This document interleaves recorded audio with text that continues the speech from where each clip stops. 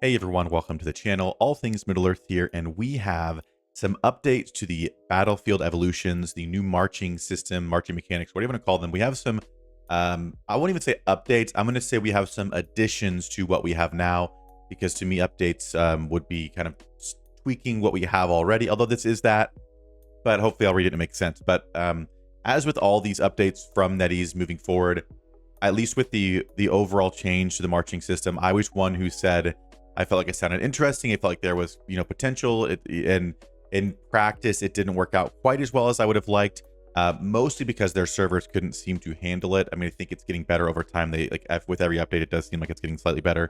But all that to say, with any new update, I'm just going to wait until it's actually in the game to kind of give my final judgments. I think these sound interesting. I think some of them seem necessary, but until they're actually in and we see what they are, we're just gonna kind of speculate. Okay, so that's the preface before we jump in. But this has to do with forts and how we use them in the game. I'll read through this kind of as quickly as I can here. It says our Middle Earth battlefield. Okay, we're not even gonna read that. Just fluff. First thing, soldier transportation. The new soldier transportation feature will be implemented to better support continuous frontline operations. You can dispatch an army to transport a certain number of soldiers on standby from the settlement's barracks to a fort. The higher the level of the fort, the more soldiers can be selected for transportation.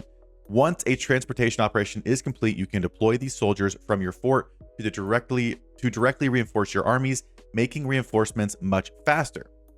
However, there is a chance that your army will be intercepted by enemies during transportation.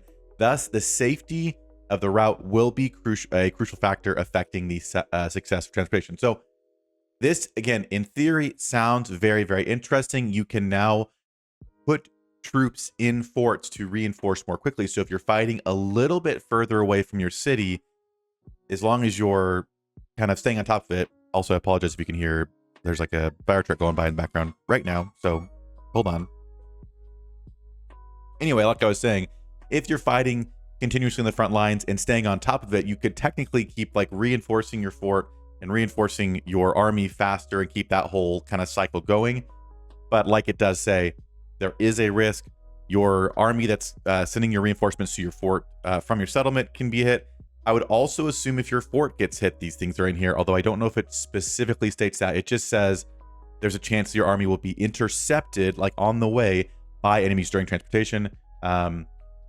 Making wise decisions regarding fort upgrades and soldier transportation according to the actual situation on the battlefield may help you gain the upper hand. So it doesn't specifically mention if the fort gets hit, these troops die. Are they protected in the fort? I don't know. Because to me, if they can be hit in the fort and there's not some kind of protection, you have to really highly, you have to monitor your forts all the time.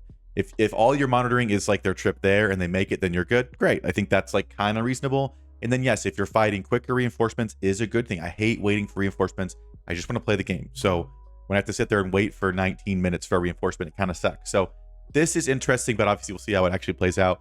And it could just be something that bigger players kind of not exploit, but whales use eagles and just like hit forts like nonstop, even with like single supply marches of eagles on their armies to kill reinforcements or whatever. It could be abused if it's allowed to be used like that, but we will see. So that is the soldier transportation, which again, very interesting in theory. We'll see how it plays out, but let me know what you guys think, because I think if done correctly, this could be very good. I like this idea as a whole, but again, we'll see what happens. And it might just end up causing more lag for the game because there's just more going on, which is not a good thing.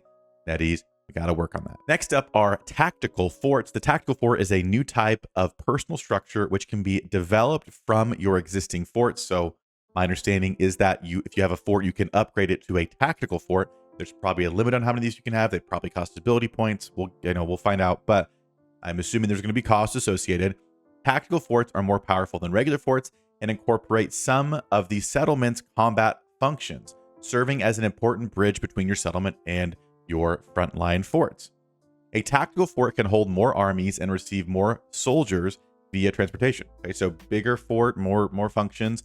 Moreover, you can even adjust the configuration of your armies within a tactical fort. So no more sending back to your city to shuffle your troops around, which, to be fair, I have found that troops matter so little in 2.0 that I think most of the time, not every single time, but most of the time, just running all the same troops on everyone is the easiest thing.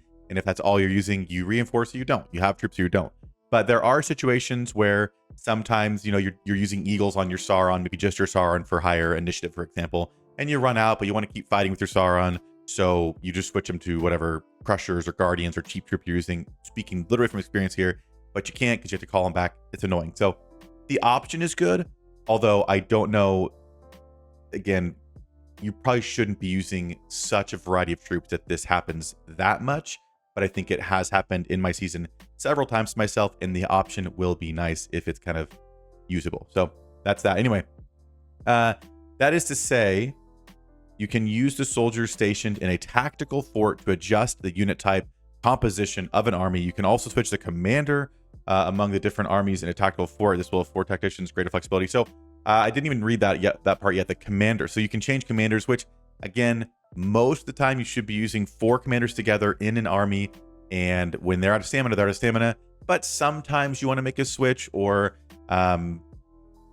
you make a mistake. There's a few situations where I could see this being convenient, but really, if you're playing smart, you're not changing your commanders a whole lot. You have a formation, your first formation, it's 4 commanders. You use them till they're out, then you go to formation number 2. Now, again, having the ability to do this could be a good thing. I like options.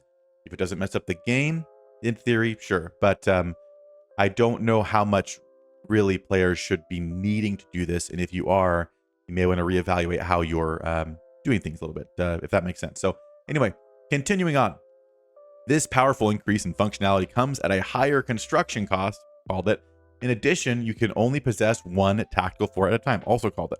Therefore, you must carefully consider the most suitable strategic location to build your tactical fort, blah, blah, blah. So 1 at a time, they're expensive. No shock there.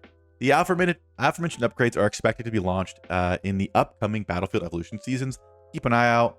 And then it says, lastly, with these new features, we hope to provide you with a better experience on the battlefields of Middle-earth. Thank you for all your continued support.